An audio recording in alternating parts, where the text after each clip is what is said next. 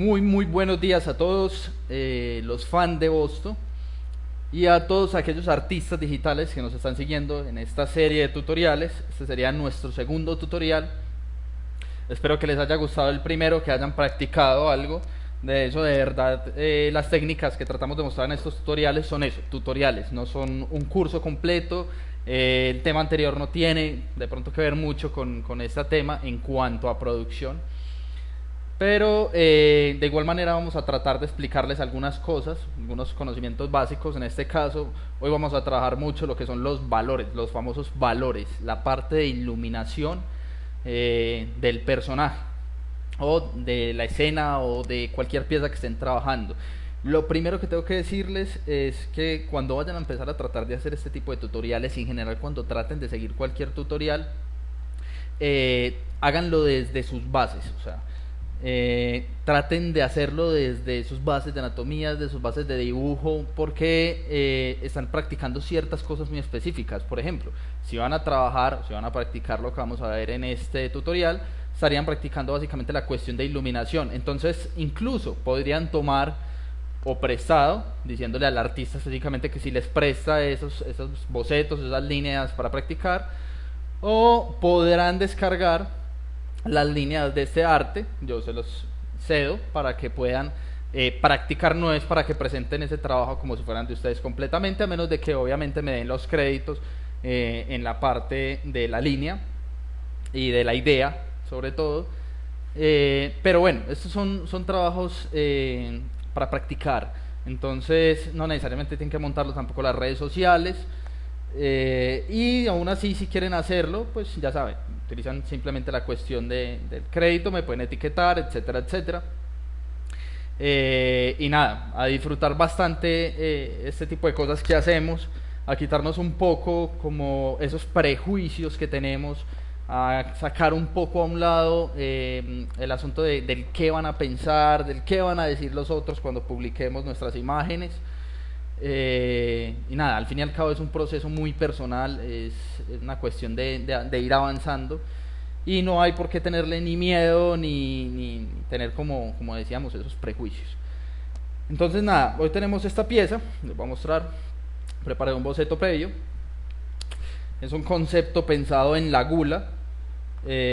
Hay que analizar desde el principio qué es lo que queremos presentar. Esto es una parte de planeación de la pieza, qué concepto queremos generar, qué sensación queremos que generen nuestras ilustraciones, nuestros dibujos, nuestras composiciones, porque creo que es una parte fundamental, más allá de la parte de la ejecución, de a qué nivel se llegue, del nivel de detalle. Eso son cosas que son secundarias, al fin y al cabo es simplemente una cuestión de ejecución que con el paso del tiempo y la práctica se va a ir volviendo como automático.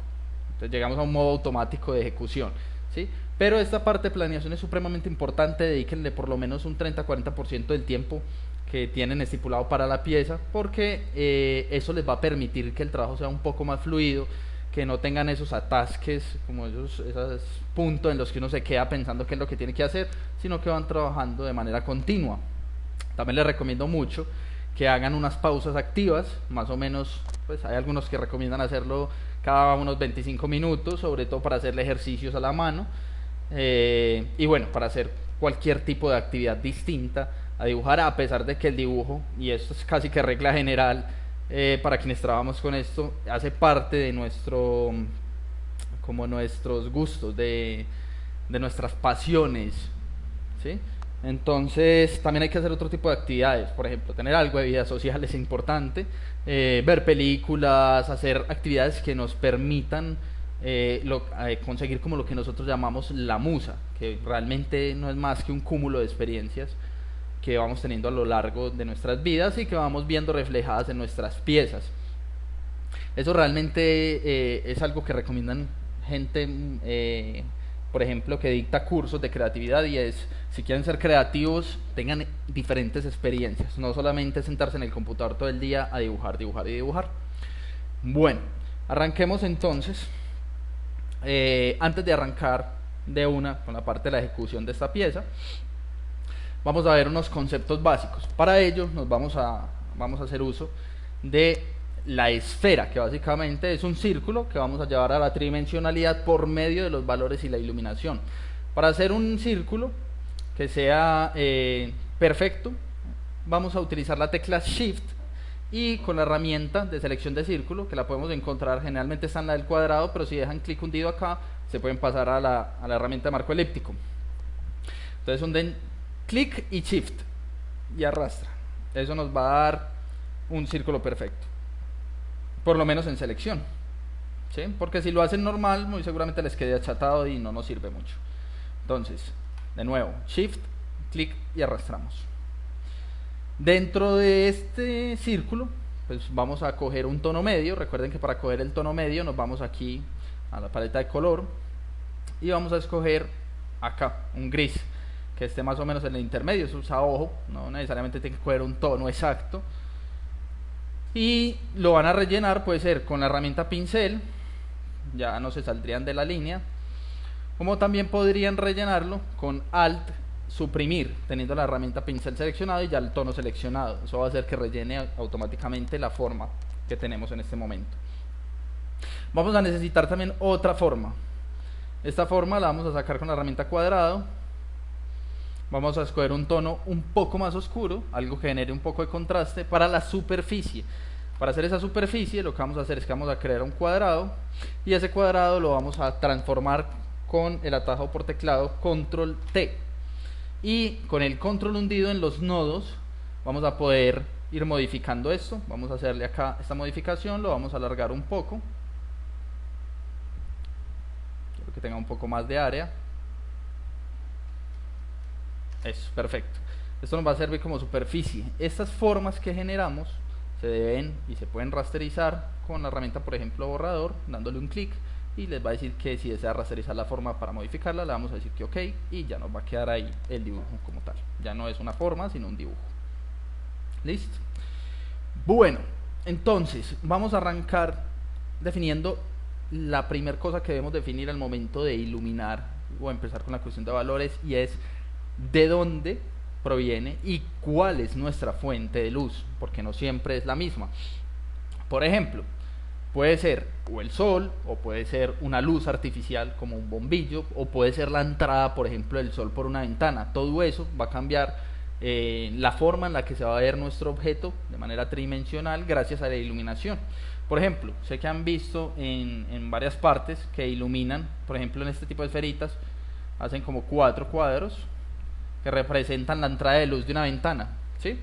Eso no es porque la ventana genere 4 luces, sino que básicamente la ventana viene desde una luz que puede ser la luz solar o la luz lunar o cualquier tipo de luz que venga desde afuera, y se va a ver afectada por esas rendijas que divide la ventana en 4 vidrios o en 4 partes, y por esas 4 partes entra la luz y es por eso que se ve el efecto de los 4 cuadritos, ¿sí?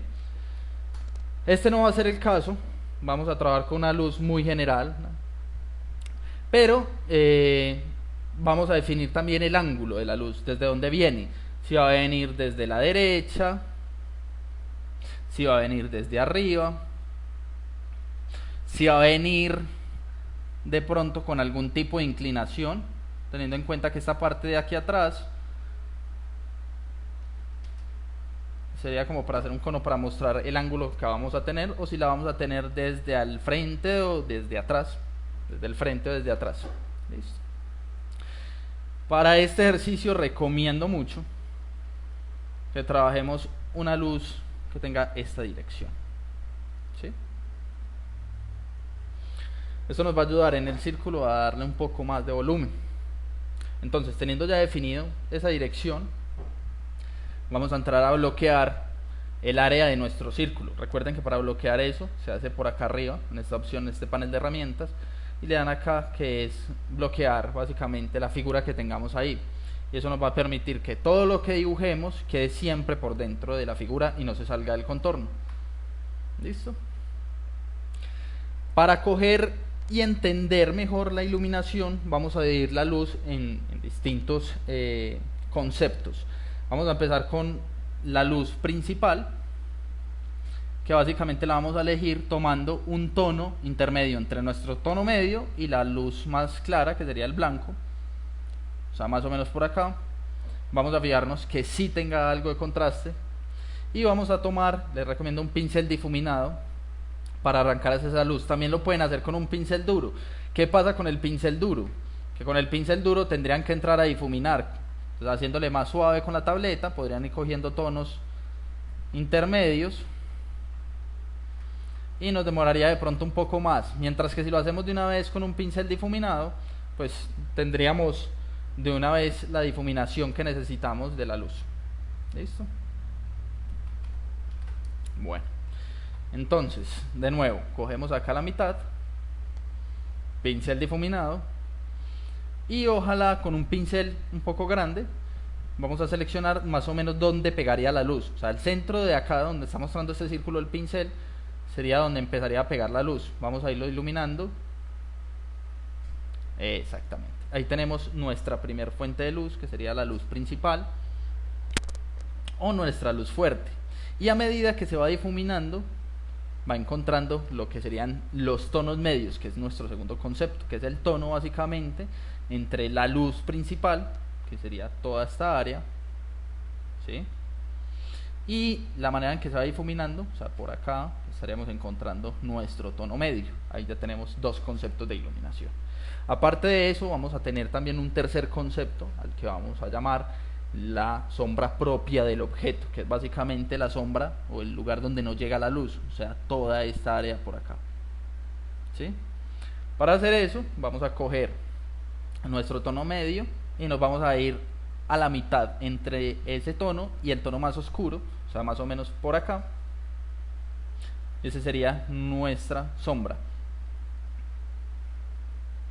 Entonces simplemente vamos a ir repasando el lugar donde no le da tanto la luz.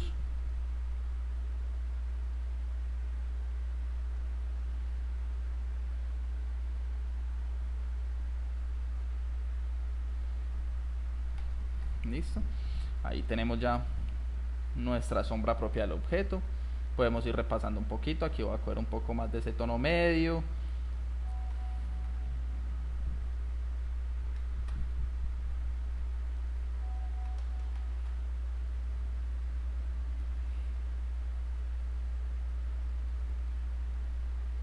Eso.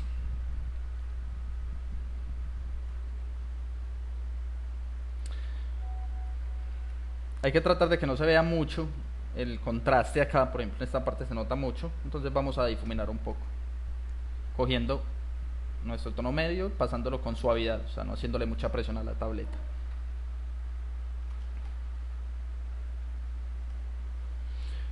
Bueno, ya empezamos a ver algo de volumen bien marcado. Vamos para nuestro cuarto concepto. Recuerden, primer concepto, la luz principal, la luz fuerte. El segundo sería el tono medio, que es la transición entre la luz fuerte y la sombra propia del objeto. Y nuestro tercer concepto sería la sombra propia del objeto. Ahora vamos a hablar de para qué hicimos esta superficie. Resulta que los elementos, si tienen un elemento al que le está dando la luz y está cercano a otro elemento, en este caso una superficie, puede ser un suelo, una pared, cualquier tipo de objeto o incluso otra esfera, va a hacer que la luz que pegó acá genere una sombra en esa superficie. Mucho cuidado, porque esa sombra tiene varias características que dependen básicamente de qué tan cercano esté un objeto del otro. Por ejemplo, entre más alejado tengamos el objeto al que le está dando la luz principal con respecto a su superficie o al otro objeto, entonces esa sombra, que vamos a llamar de ahora en adelante la sombra proyectada, ese es nuestro cuarto concepto, va a ser más difusa, o sea que no va a tener un borde tan definido, y entre más distancia tenga también se va a hacer más transparente, o sea, va a ser más clara esa sombra, por decirlo de alguna otra forma. Entonces, ¿qué se recomienda para generar este tipo de sombras en esos objetos? Por lo menos para empezar con esta básica, que es la esfera, vamos a duplicar esa capa. Entonces, control J o clic derecho y le vamos a dar en duplicar capa. Eso nos va a generar una capa idéntica a la esfera, solo que nosotros lo vamos a convertir en una forma básica de nuevo, sin volumen, dándole control U y bajándole toda la luminosidad. ¿Listo? No vamos a trabajar con el negro puro. sino que vamos a ir jugando un poco con la opacidad para que ese negro se vaya convirtiendo en algo un poco más suave. ¿Listo? Posteriormente vamos a deformarla. Control T, de nuevo, con control hundido en los nodos, podemos tomar esa forma e irla cuadrando para que vaya con la dirección.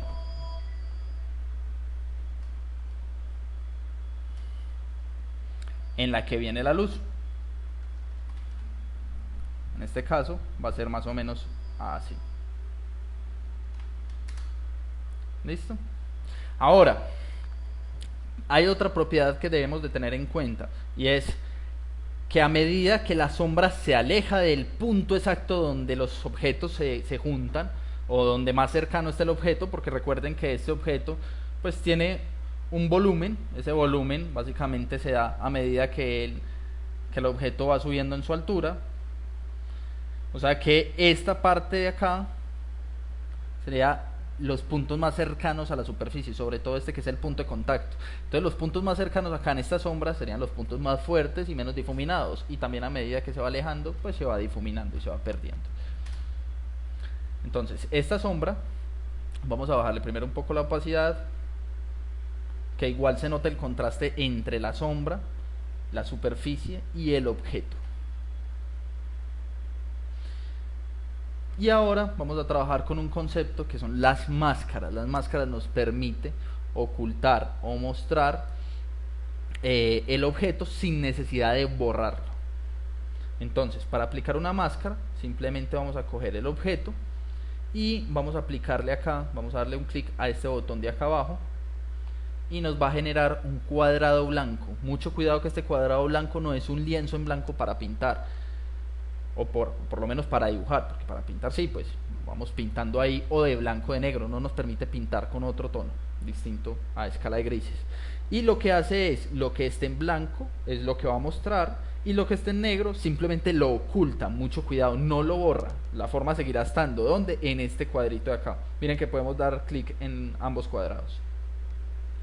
Entonces, vamos a hacer acá la prueba. Empieza generalmente en blanco o en el color que ustedes tengan acá, y ese blanco, cuando lo pintamos ahí teniendo seleccionado esta capa de negro, va a parecer que estamos borrando la forma, pero realmente la forma sigue estando idéntica ahí, de manera que cuando pintamos de blanco lo que hacemos es volver a mostrar. Entonces oculta o muestra. Y aprovechando esa propiedad que tiene la máscara, vamos a utilizar la herramienta degradado para hacerle un degradado de blanco a negro. Eso va a hacer que se pierda o se vuelva con opacidad a la distancia, ¿sí? También se puede hacer con pincel, un pincel difuminado. Podríamos ir haciéndolo de manera manual con negro para irlo borrando a medida que se va alejando, pero pues nos va a quedar mucho más sencillo y más correcto hacerlo de una vez con la herramienta degradado. Vamos a trazar un degradado de acá hasta acá.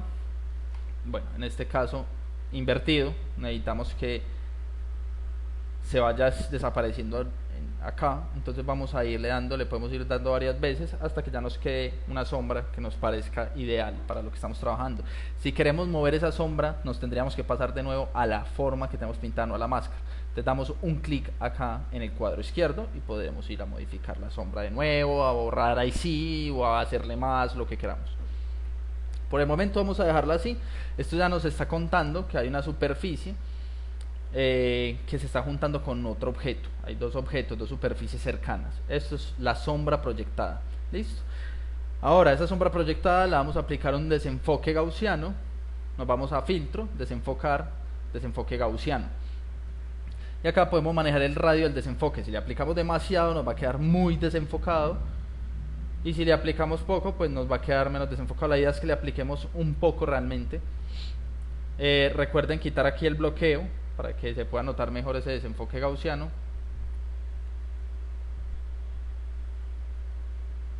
Ahí ya se va notando, acá en esta área se va viendo difuminado.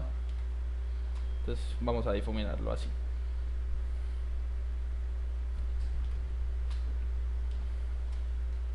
Y vamos a repasar un poco ese difuminado con un pincel un poco más duro,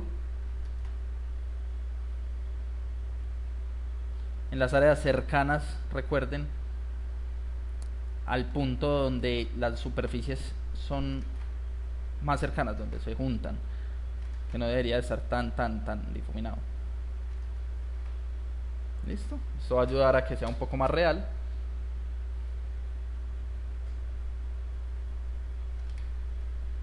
Perfecto, y ahí sí que se vaya difuminando a la distancia.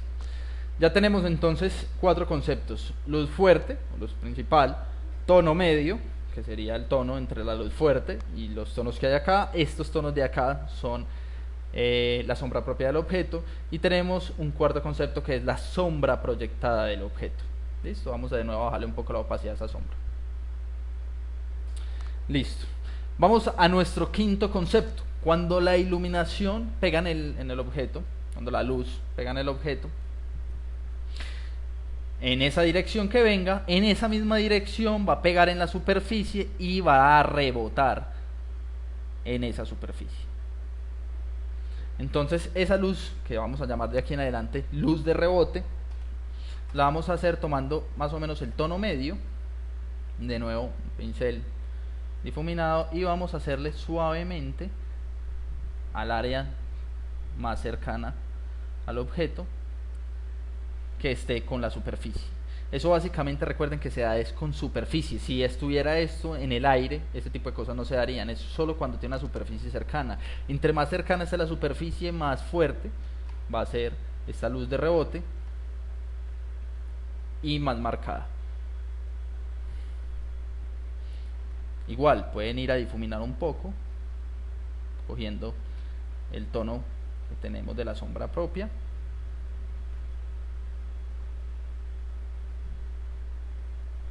Exacto. Esa sería nuestra luz de rebote. Voy a bajarle un poquito el brillo, no quiero que se note mucho. Dependiendo del tipo de material, de si esto es un metal, es un plástico, es tela, depende del tipo de material que sea, esta luz de rebote también es más fuerte o más tenue. En el caso de materiales que tengan mucha reflectividad, como por ejemplo los metales, esas luces son muy fuertes. También, dependiendo del material de la superficie, rebotará más, o sea, también la hará más fuerte o no. Pero eso ya es otro tema que trabajaremos posiblemente en otros tutoriales, que es una cuestión como de estudio de materiales. Ahora, nuestro último concepto en este caso que vamos a utilizar es lo que nosotros llamamos las luces especulares, que básicamente es como el reflejo de esa luz que nos está generando todos estos conceptos de la luminosidad, y que viene en la forma en la que venga la luz. Si es el sol, por ejemplo, pues será una forma redonda. Si entra por una ventana, entraría con los 4 cuadritos, que sería la forma de la ventana, aunque no todas las ventanas son de 4 cuadritos, no tienen ese número de divisiones, hay otro tipo de ventanas. Bueno, si tuviéramos 1, 2, 3, 4 fuentes de luz, entonces tendría 1, 2, 3, 4 especulares en esta forma básica. En este caso vamos a trabajar con una forma como solar. Entonces vamos a coger de este tono que teníamos de la luz, que recuerden que era más o menos por acá, vamos a coger de nuevo otra vez la mitad, no el blanco puro. Se los recomiendo no utilizarlo, ni el blanco puro ni el negro puro. Y donde habíamos elegido que pegaba exactamente el centro, iría nuestra luz especular, que podemos obviamente difuminar o dejar muy marcada dependiendo de la distancia que haya entre este objeto y el punto de la fuente de luz. Por eso, generalmente la luz solar es bastante difuminada. ¿Listo? Si tuviéramos una luz muy fuerte, podríamos llegar incluso a tener un especular demasiado marcado, sin tanta difuminación. Bueno, estos van a ser los conceptos básicos que vamos a trabajar de luz en este tutorial específicamente. Hay muchos más conceptos. Recuerden que los materiales incluso cambian muchísimo esto, y vamos a tocar un poco de los principios de materiales para el tono medio, para saber en qué punto escoger un tono medio más oscuro o un tono medio más claro, porque no todos los materiales van a ser iguales en ese sentido. Entendiendo un poco entonces ya de esta forma, vamos a guardarlo en una carpeta. Vamos a llamarlo luz conceptos.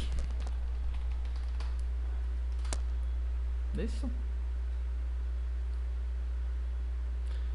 Bueno, ahora, recuerden que personajes, escenarios, cualquier tipo de forma siempre se puede tratar de ver como si fueran formas básicas, y que este ejercicio que acabamos de hacer con la esfera también nos sirve hacerlo, por ejemplo, con las otras formas básicas convertidas a una tridimensionalidad, como por ejemplo sería del cuadrado, en este caso sería el cubo, por ejemplo formas ya compuestas como el cilindro, rombos, todo lo que quieran, y tratar de analizar cómo funcionaría la luz en este tipo de casos. Como nosotros vamos a trabajar ahorita algo muy orgánico, en la mayoría, pues nos va a servir bastante este concepto. ¿Listo?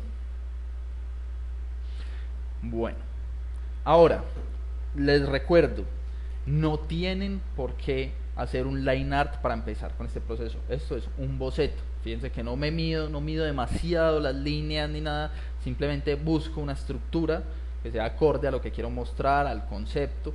Busco sensaciones en las líneas, en las formas, en las posiciones de los personajes. Creo que es lo más importante ahí.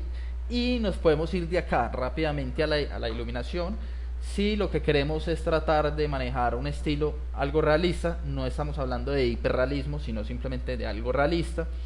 O también lo podríamos llevar a algo de cómic, si queremos trabajar algo de unos tonos más planos. En este caso vamos a tratar de llevarlo a un realismo.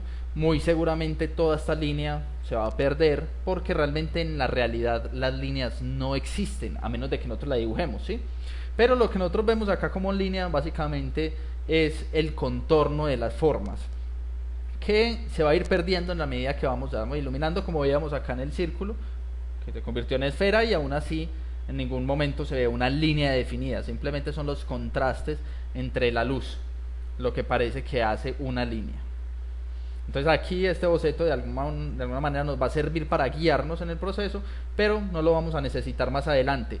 Cuestión distinta sería, vuelvo y repito, si vamos a trabajar por ejemplo cómic, en el que el line art o la línea definida se requiere muchísimo, aunque muchos artistas a veces incluso trabajando para cuestiones realistas les gusta hacer line art porque de pronto les facilita un poquito los procesos o los primeros procesos que vamos a ver ahora, entre ellos como el tono medio, que también nos va a servir al mismo tiempo como máscara, nos va a servir para tener un contorno específico de las formas en el cual podamos trabajar más fácil sin salirnos de ellas. Esta primera etapa es una etapa de paciencia. Recuerden que muchos de estos tutoriales que vemos en internet los muestran como speed paint. Entonces eso siempre nos ha empezado a generar un poquito como de ese pensamiento de que todos los artistas que trabajamos en esto son sumamente rápidos y todo lo hacen casi que instantáneo, no tienen mucha planeación, porque como se dan cuenta en la mayoría de veces la parte de planeación, o sea, por ejemplo escoger el mood board, las referencias de anatomía, los estudios, las listas de conceptos, todo ese tipo de cosas las dan ya por hecho. Entonces empiezan, así como por ejemplo estoy empezando yo en este caso, o incluso más avanzado, y entonces a quitarnos un poquito como esa idea de que todo tiene que ser sumamente rápido, y más aún cuando estemos hablando de entrenamiento, de trabajos que son para nosotros, algo muy personal. Tomémonos nuestro tiempo en hacer las cosas bien, en disfrutarlo sobre todo, porque como les dije en un principio, esto es de disfrutarlo, ¿sí?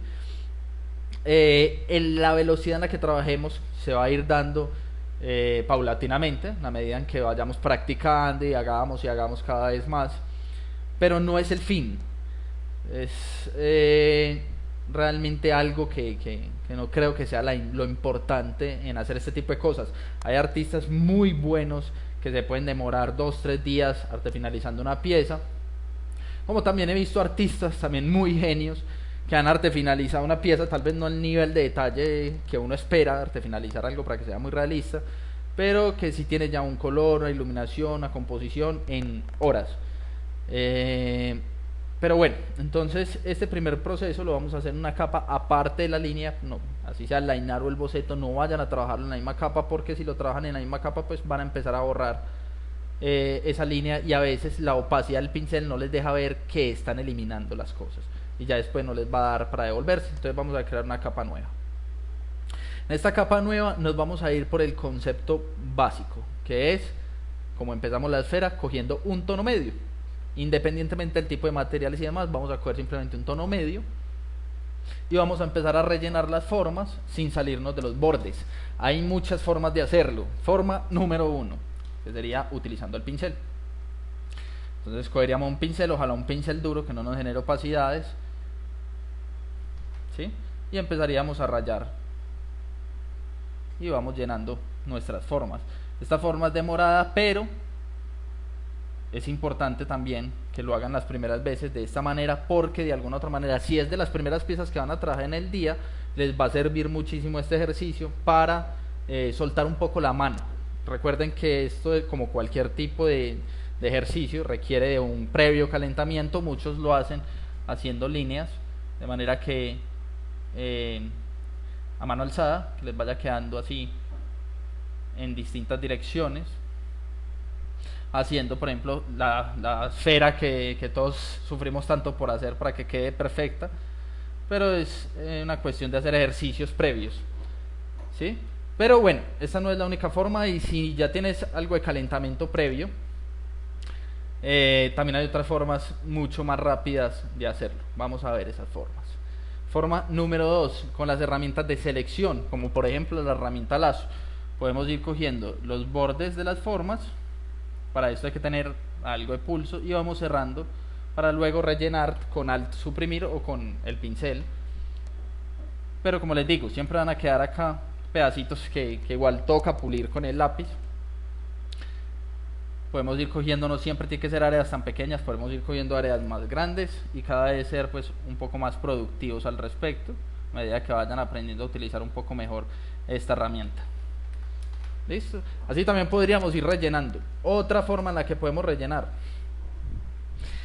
si tienen una línea muy definida, un line art o algo que ya les genere un buen contraste entre lo que sería el fondo y la línea general de la forma, o sea, esta línea de acá que vamos a pintar, no las líneas internas, sino como el exterior de las formas, entonces se les va a facilitar mucho con este proceso. Sin embargo, también, aunque tengan un boceto como este, puede que les funcione. En este caso nos va a funcionar porque tenemos más o menos definida la línea externa, aunque se nos va a meter un poquito por dentro de las formas. Entonces nos paramos en la capa en la que tenemos el boceto y damos un clic por fuera en el fondo. Si nosotros pintamos en este caso en la capa por debajo, vamos a dar cuenta que podríamos ahorrar mucho tiempo. Aunque en este caso miren que está cogiendo es la parte externa. Entonces vamos a coger es la interna. De nuevo cogemos el tono medio y nos vamos, cuando tengamos la selección, nos vamos a la capa que habíamos creado por debajo, recuerden, y vamos a darle en selección, modificar, y vamos a expandir un poco esa forma a 2 píxeles para que se meta un poco más hacia adentro, y luego le vamos a dar en selección invertir, y ahí sí rellenamos con Alt suprimir o con el bote de pintura. Y eso nos ahorra ya muchísimo tiempo. Sin embargo, como no tenía la línea tan pulida, pues nos va a tocar sentarnos a pulir un poco. Este proceso no tiene mucho que decir, más allá de una ejecución de paciencia, de ir puliendo ya el resto de cosas y rellenar. Este es el punto en el que les recomiendo, si no lo hacen, hacerlo, colocar algo de música que les guste. Puede ser una música que les ayude a conceptualizar mejor. Por ejemplo, si están haciendo algo de terror, escuchen algo de terror, no sé, o la música que simplemente a ustedes les gusta, algo que les dé algo de calma para que lo puedan hacer tranquilos, sin hacer las cosas muy a la carrera. Recuerden que esto no es una carrera con nadie. Entonces, que es uno de los errores que cometemos mucho a veces al principio cuando estamos trabajando este tipo de cosas. Por fuera siempre van a quedar un par de cositas de las líneas que ya hemos tirado que hay que ir borrando. Entonces también entramos a borrar. No es solamente rellenar, también es pulir un poquito.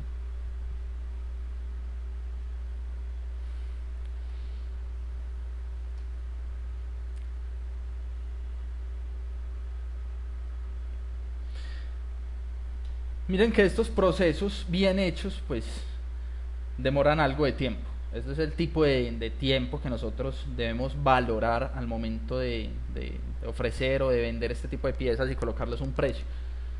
Porque ese tipo de clientes que creen que uno termina todos estos procesos, una pieza, arte finalizada y demás, que eso se hace en 1 o 2 horas, y se van de para atrás cuando uno les da un precio justo, son el tipo de clientes que hay que erradicar en el sentido en que es mejor decir a veces no, o sea, que decir sí porque tenemos una necesidad económica o algo. Decir no es ser asertivo, aprender a ser asertivo, a saber a quién decirle sí, a quién decirle no. No todos son cliente objetivo.